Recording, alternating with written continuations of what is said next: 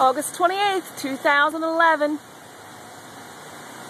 Hurricane Irene didn't cause us too much damage. A couple trees got uprooted, very, very small trees. Some high winds and abnormal amounts of rain. But it actually feels quite beautiful outside right now. It's nice and cool.